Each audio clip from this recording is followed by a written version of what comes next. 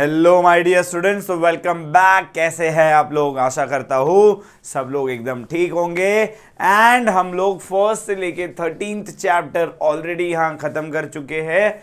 आज हम लोग शुरू करने वाले हैं 14th चैप्टर के साथ, जो कि मेरा फेवरेट चैप्टर भी है, विच इज बैंकिंग। अब बैंकिंग की बात करूं, the word bank was derived from the word बैंको। बैंको का मतलब होता है एक बेंच, ठीक है। पहले के जमाने में जो मनी एक्सचेंज करने के लिए एक बेंच के ऊपर अलग अलग कंट्रीज के रीजन्स के कॉइन्स रखे जाते थे, जहां पे पैसे एक्सचेंज हो सकते थे, ठीक है। ट्रेडर्स वहां पे आके अपनी करेंसी को एक्सचेंज कर सके। तो बैंकों में से बेंच होता है, जिसका मतलब वहां से ये वर्ड आया था बैंक, ठीक है। So what is a bank according to the banking regulation?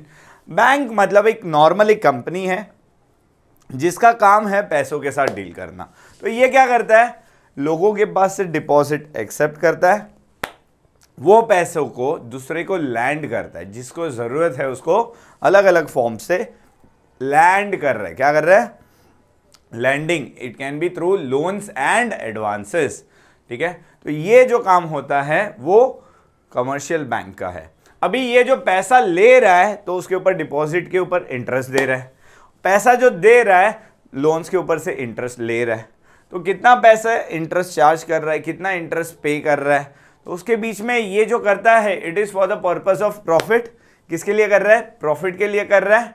तो यस, कमर्शियल बैंक जो होती है वो प्रॉफिट मोटिव के लिए होती है। किसके लिए होती है? प्रॉफिट मोटिव के लिए होती है, ठीक है। माय डियर स्टूडेंट, समझ में आ गया सबको? A commercial bank is a financial intermediary which accept deposit. क्या करता है? डिपॉजिट एक्सेप्ट करता है from the public and lend them with a view to make profit. उसको लैंड कर रहा है आगे, किस चीज के लिए? तो प्रॉफिट कमाने के लिए लैंड करता है। किसके लिए लैंड कर रहा है? With a view to earn profit. Commercial bank plays an important role in the mobilization of deposits, disbursement of credit to various sectors. वो अलग अलग सेक्टर्स इकोनॉमी में, इंडस्ट्री, प्राइमरी, सर्विस, ठीक है, जितने भी बिजनेस चल रही है, जो भी हो रहा है, उसको अलग अलग लोगों को क्रेडिट प्रोवाइड करता है। क्या करता है? क्रेडिट प्रोवाइड करता है according to banking regulation act 1949। अब banking company means a company, एक कंपनी है। क्या है ये? रजिस्टर्ड कंपनी होती है which transacts the business of banking, जो बैंकिंग का काम कर रहा है। तो बैंकिंग का काम क्या है? मैंने बोला दो चीजें, एक डिपॉजिट एक्सेप्ट करना और एक लोन्स ग्रांट करना, ठीक है। Banking means the accepting for the purpose of lending और इन्वेस्टमेंट। ये एक्सेप्ट ही कर रहा है, क्यों? क्योंकि वो पैसे कहीं ना कहीं लैंड करने वाला है या इन्वेस्ट करने वाला है, ठीक है। Deposit of money from the public लेता है, रीपेबल ऑन डिमांड। जो डिपॉजिट्स लिए हैं वो क्या होते हैं? रीपेबल ऑन डिमांड होते हैं। जब जैसे मांगेंगी पब्लिक वैसे वो पैसे दे दिए जाते हैं।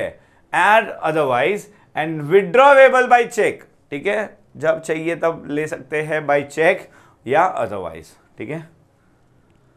Okay, structure of banking system in India. देखो, इंडिया में 1947 में अपनी आज़ादी हुई, उसके बाद बैंक्स को बहुत ज़्यादा इंपॉर्टेंस दिया गया। तो क्या इंपॉर्टेंस किया? तो सबसे पहले तो हमारी पब्लिक सेक्टर की एक बैंक थी, जिसको ये लोग ने as a legislative body accept किया, जिसका नाम है आज के तारीख में रिजर्व बैंक ऑफ इंडिया। क्या नाम है? Reserve bank of India. फिर एक इंपीरियल बैंक करके थी, जिसको इन लोग ने एक्सेप्ट किया as a State Bank of India, ठीक है। Banking developments in India after independence has been by and large a state induced activity. Banking by development पूरा किसके ऊपर है? तो स्टेट गवर्नमेंट नहीं, यूनियन गवर्नमेंट चला रहा है। कौन चला रहा है? Union government. The public ownership of bank was achieved in stages. The RBI was nationalised. कब हुआ? 1945 में आरबीआई सबसे पहला नेशनलाइज्ड बैंक हुआ। नेशनलाइजेशन का मतलब होता है अब उसकी ओनर गवर्नमेंट है, गवर्नमेंट उसको चलाने वाला है, ठीक है। नेशनलाइजेशन ऑफ इंपीरियल बैंक, जो अब बन चुकी है स्टेट बैंक ऑफ इंडिया, ठीक है। नेशनलाइज हो गई कौन सी बैंक? इंपीरियल बैंक नेशनलाइज हुई। कौन सी बैंक नेशनलाइज हुई? Imperial bank. कौन सी बैंक? Imperial bank. आज क्या बन चुकी है वो? State Bank of India. क्या बन चुकी है वो? स्टेट बैंक ऑफ इंडिया, ठीक है। 1955 में हुई थी। जुलाई 1969 में 14 कमर्शियल बैंक्स थे जो नेशनलाइज कर दिए गए थे। कितने कमर्शियल बैंक्स थे? 14। उसके बाद वापस 1980 में 6 और बड़े बड़े बैंक्स थे, कमर्शियल बैंक्स, जिसको नेशनलाइज कर दिया। नेशनलाइज का मतलब क्या बोला मैंने? अब उसकी ओनर कौन है? गवर्नमेंट। उसका मैनेजमेंट कौन संभाल रहा है? गवर्नमेंट उसको लुक आफ्टर कर रहा है, तो they are called as nationalized bank. तो ठीक है, लेकिन prior to introduction of economic reforms 1990 India was near a monopoly. Government का ही राज था, क्योंकि गवर्नमेंट के अलावा बैंकिंग सेक्टर में कोई ज़्यादा था नहीं। ठीक है, मोनोपोली चल रहा था। The sector banking sector reforms led to setting up of more private sector. बाद में प्राइवेट सेक्टर में इन लोग ने भाई रिफॉर्म लाए, चेंजेस लाए कि भाई गवर्नमेंट अकेला मोनोपोली है तो सर्विसेज ठीक से प्रोवाइड कर रहा नहीं था। ठीक है, अगर सर्विस ठीक से नहीं मिलेगी तो लोग उसका बेनिफिट ले पाएंगे नहीं। इसके लिए वो लोग ने क्या किया? रिफॉर्म में चेंजेस लाए कि ज़्यादा प्राइवेट सेक्टर कमर्शियल बैंक्स को हमें इंक्लूड करना है। The banking sector reforms led to setting up of more private sector bank as well as entry of foreign banks भी आने लग गई अपने इधर। ठीक है, सबसे बड़ा प्लेयर अपने इधर फॉरेन बैंक में अगर कोई है तो right now it is Citi. ठीक है, with the onset of economic reforms commercial banking sector has undergone, बहुत सारे चेंजेस हुए साइज के अंदर। ओके, अब क्या बोल रहे हैं ये लोग? Scheduled banks are required to maintain. अभी स्केड्यूल्ड बैंक क्या होता है? देखो, एक बैंकिंग रेगुलेशन एक्ट का एक डेफिनेशन था, उसमें एक स्केड्यूल दिया गया था कि जो भी बैंक उसके अंदर फिट होती है ना, they are known as scheduled bank. तो स्केड्यूल्ड बैंक में आने के लिए 2 चीज़ें थी। एक आपका पेड अप कैपिटल, क्या? पेड अप कैपिटल कंपनी का 5 लाख से ज़्यादा होना चाहिए। कितना होना चाहिए? 5 लाख से ज़्यादा। और दूसरी चीज़ ऐसा बोल रहे हैं कि आरबीआई के कुछ रूल्स थे कि भाई आप अगर कोई भी अफेयर्स कर रहे हो, बिजनेस कर रहे हो, तो वो आपके डिपॉजिटर्स को हानि पहुंचाए, क्या हो? डेट्रीमेंटल, नुकसानदायक नहीं होने चाहिए। ठीक है, to the interest of the depositors. अगर आप ये 2 चीज़ें फॉलो कर रहे हो तो आप स्केड्यूल में आरबीआई आपको इंक्लूड करेगा, तो आप स्केड्यूल्ड बैंक गिने जाओगे। कौन से बैंक गिने जाओगे?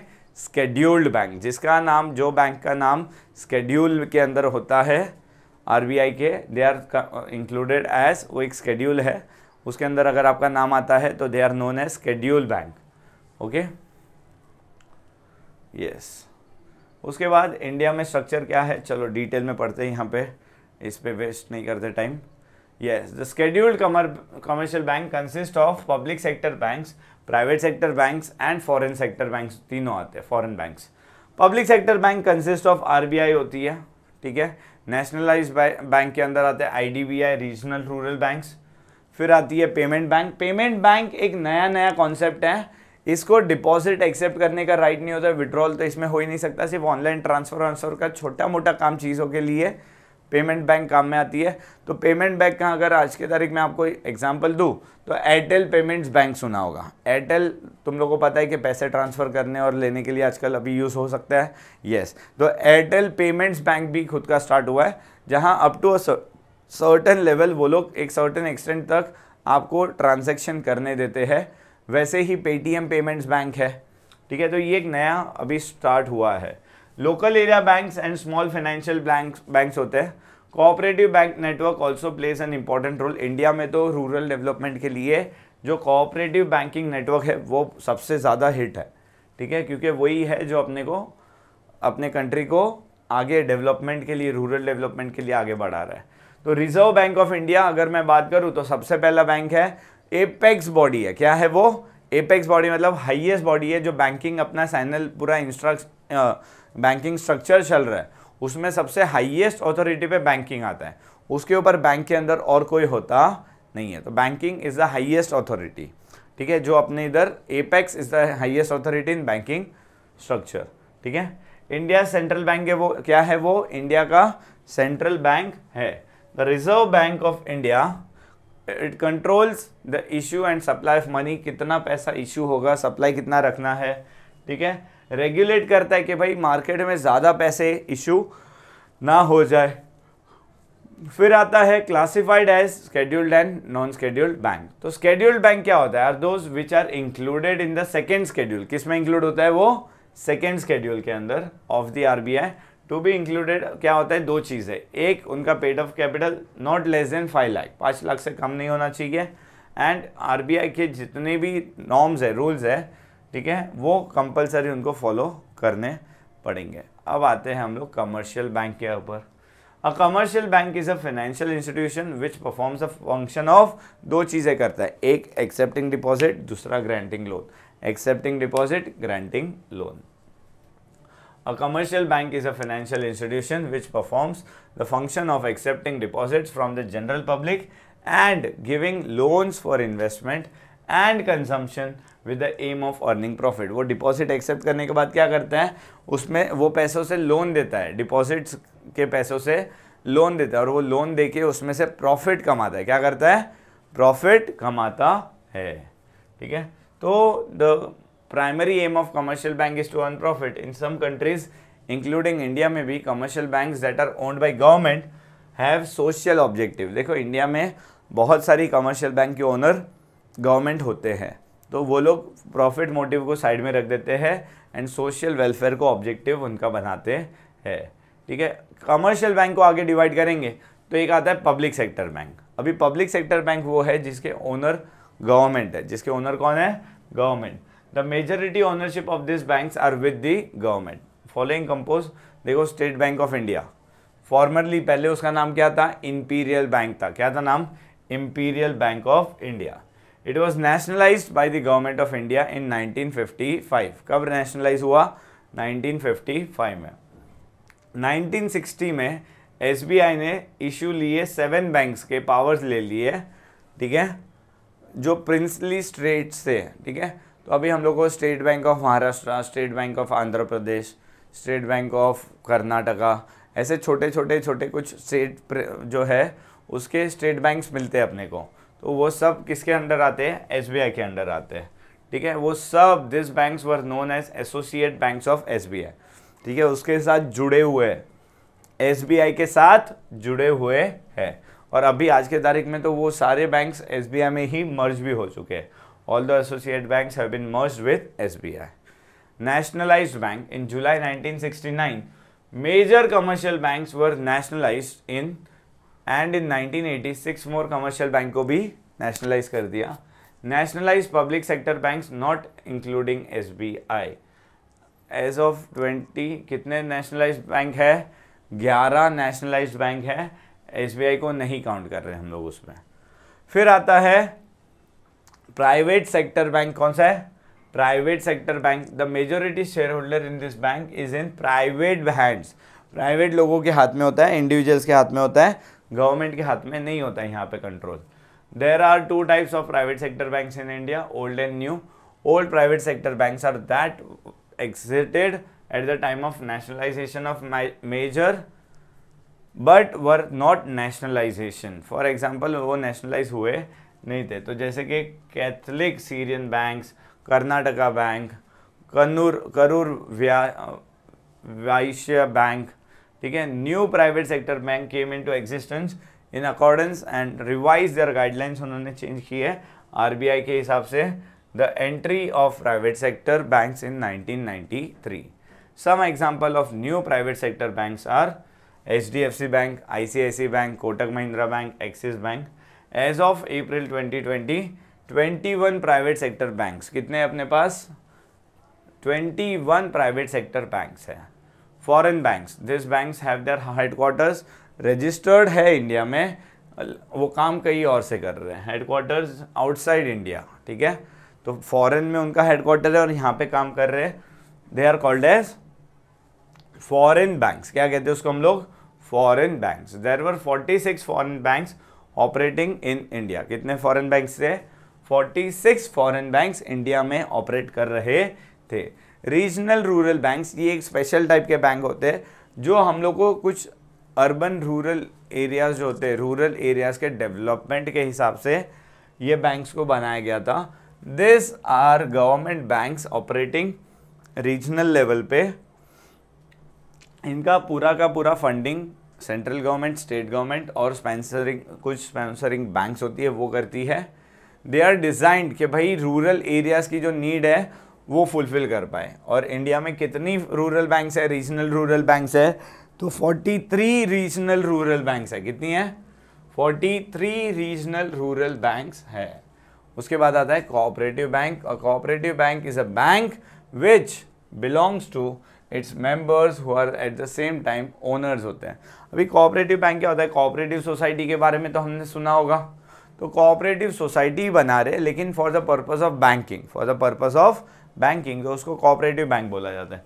बेसिकली ये जो कोऑपरेटिव बैंक्स है वो हम लोग ने मेंबर्स के बेनिफिट के लिए ही बनाया गया होता है। किसके लिए बनाया जाता है? कि मेंबर्स के बेनिफिट के लिए ही बनाया जाता है।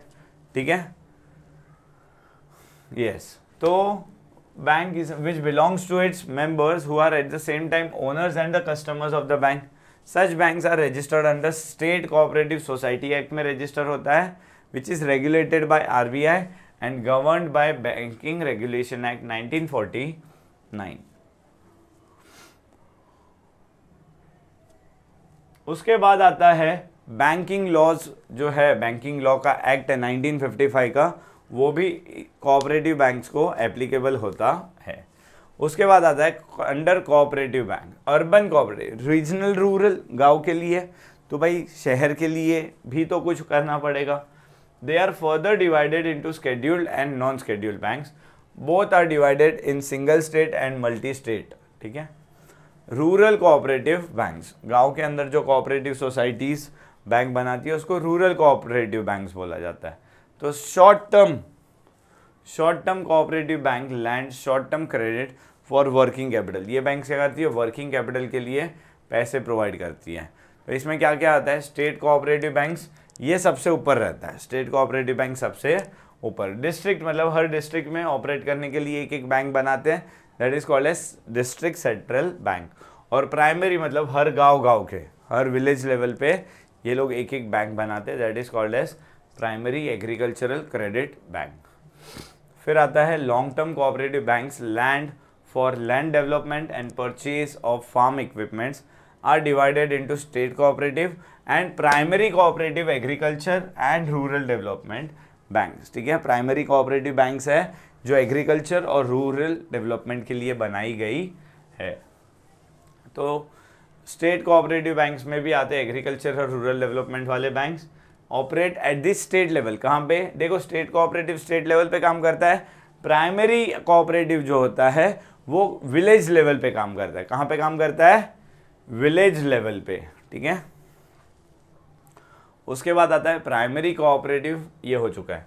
लोकल एरिया बैंक्स बेसिकली हमारे लोकल एरियाज में स्मॉल होते हैं, लेकिन बहुत इंपॉर्टेंट होते हैं क्योंकि ये भी ज़रूरत के लिए अच्छा खासा क्रेडिट प्रोवाइड करता है। बेचारे गरीब आदमी को तो अच्छा बेनिफिट इसमें से मिल जाता है। Local area banks are a small but a vital component of the banking system in India. The local area bank scheme was introduced in 1996 with the objective to provide efficient and competitive financial intermediation, specialized local focus। ठीक है, local को focus में रखो, rural और semi urban areas के साथ साथ। As of now there are only 4 local area banks functioning, जैसे कि capital local area bank limited, फिर आता है coastal local area bank limited, Krishna Bhim Samriddhi local bank and Subhadra local area bank. ठीक है, अब आते हैं हम लोग पेमेंट्स बैंक के ऊपर। Payments bank, to widen the financial inclusion, government has granted license to 11 payment bank but only 6 banks are operating at present. ठीक है, 11 बैंक पेमेंट बैंक को लाइसेंस तो दे दिया, लेकिन उसमें से काम कितने कर रहे हैं? सिर्फ 6। They provide small savings account, payment remittances receives to migrant labour workforce, जो बाहर से आया हुआ रहता है तो उसको पैसे इसके अंदर मिल जाते हैं। लो इनकम हाउस होल्डर और स्मॉल बिजनेसमैन होते हैं जो अनऑर्गेनाइज सेक्टर में, वो लोग यहाँ पे पेमेंट बैंक के थ्रू काम करते हैं। Small financial banks, they are type of niche banks, छोटे मोटे बैंक जो होते हैं। ठीक है, so in India 5 small financial banks provide basic banking service of accepting deposits and lending. So the objective is to provide financial inclusion to sector of people not being served by the bank. मतलब कुछ लोग जिनको bank सर्व नहीं कर रही तो उनको यहाँ पे इंक्लूड करने के लिए ये स्मॉल फाइनेंशियल बैंक स्टार्ट किए गए थे. They include small business unit, small and marginal farmers होते हैं, माइक्रो स्मॉल इंडस्ट्रीज होती है and unorganised sector entities. There are 11 small financial banks operating in India. कितने हैं? 11. ठीक है, कितने हैं? 11. ठीक है माय डियर स्टूडेंट्स, आगे बढ़ते हैं. Non scheduled banks. So these banks not under the second list of RBI, but they are not entitled to borrow RBI for normal banking. मतलब ये लोग सेकेंड स्केड्यूल के अंदर भी इंक्लूडेड नहीं होते हैं और RBI कैसे बोरो भी नहीं ले सकते कि भाई उनको RBI जैसे कमर्शियल बैंक रेगुलर लिस्टेड जो होती है, स्केड्यूल्ड होती है, उसको बेनिफिट प्रोवाइड करते हैं, वैसे इन लोगों को कुछ बेनिफिट मिलता नहीं है. They are subject to statutory CRR, cash reserve ratio, but they are not required to maintain them with the RBI. मतलब उनको कैश रिजर्व रेशियो तो रखना है, जितना भी डिपॉजिट आता है उसमें से थोड़े पैसे तो साइड में रखने पड़ेंगे, लेकिन वो कंपलसरी नहीं है कि RBI के पास जमा करे, वो लोग खुद के पास भी रख सकते हैं. They also do not require automatic membership of clearing house. ठीक है, हर बैंक को कंपलसरी मेंबरशिप मिल जाता है ऑटोमेटिक, लेकिन ये जो छोटे बैंक्स होते हैं नॉन शेड्यूल्ड बैंक, उनको वहाँ पे ऐसे नाम लिखवाने का अपना ज़रूरत होता नहीं है. They are mainly in the form of state cooperative banks होते हैं, अर्बन कोऑपरेटिव बैंक्स होते हैं और लोकल बैंक्स होते हैं. एक बार स्केड्यूल देखते हैं, डिस्टिंग्विश दोनों के बीच में कि स्केड्यूल और नॉन स्केड्यूल में क्या फ़र्क होता है. तो स्केड्यूल बैंक तो क्या है, जो सेकेंड स्केड्यूल था रिजर्व बैंक ऑफ इंडिया का, उसके अंदर इंक्लूड होता है, लेकिन नॉन स्केड्यूल बैंक तो बोल ही रहा है ना, तो सीधी बात है वो उसमें इंक्लूड होगा नहीं. They are not listed in the second schedule. यहाँ पे पेड अप कैपिटल 5 लाख या उससे ज़्यादा होता है. नॉन स्केड्यूल में कोई कैपिटल का रिस्ट्रिक्शन होता नहीं है. उसके बाद schedule bank include commercial banks, private and public sector bank, state cooperative banks, local area banks and urban cooperative banks are non scheduled bank. Cash reserve ratio must be maintain with the RBI के पास जमा करना पड़ेगा, या allowed to maintain CRR with themselves, और other member banks के पास भी वो CRR मेंटेन कर सकते हैं. Authorise to borrow from RBI. ये लोग के पास सारे पावर्स है कि ये लोग RBI के से बोरो कर सके. ठीक है, ऑथोरिटी है ये लोग के पास, लेकिन नॉन स्केड्यूल बैंक RBI के पास से बोरो कर सकते नहीं है. स्केड्यूल बैंक फाइनेंशियली ज़्यादा स्टेबल होते हैं and non schedule bank financially कम स्टेबल होते हैं. Schedule bank require to file their returns on particular periodic basis. मतलब हर 3 महीने में जनरली होता है, रिटर्न्स फाइल करते हैं कि कितने पैसे डिपॉजिट हुए और कितने पैसे लोन दिए गए हैं, कितना पैसा पड़ा है और खर्चा क्या क्या हुआ है. तो ये सब चीज़ों का ऑडिट होता है. क्या होता है? ऑडिट होता है. फिर they are not listed in second schedule. कोई कंडीशन नहीं है मिनिमम पेड अप कैपिटल की. उसके बाद state cooperative bank, local area bank और अर्बन कोऑपरेटिव बैंक होते हैं जो नॉन स्केड्यूल्ड बैंक में आते हैं. Then they are allowed to maintain CRR with themself, लेकिन वो लोग को डिपॉजिट करने का ज़रूरत नहीं होता है. Not authorise to borrow from RBI से किसी भी तरीके से पैसे बोरो कर सकते नहीं है. फाइनेंशियली ये लोग लेस स्टेबल होते हैं एंड कोई कंडीशन ये लोग की होती नहीं है. ठीक है, जितना चाहिए उतना इन्वेस्ट करो, आपको और कुछ करने मिलने वाला नहीं है. So yes my dear students, यहाँ पे इसी के साथ अपना ये आंसर यहाँ पर कंप्लीट होता है. तो यहाँ पे मैं एक ब्रेक लेना चाहूँगा. आप लोग तब तक पूरा चैप्टर वापस से देख सकते हो. मिलते हैं अगले क्लास में. Thank you so much my dear student.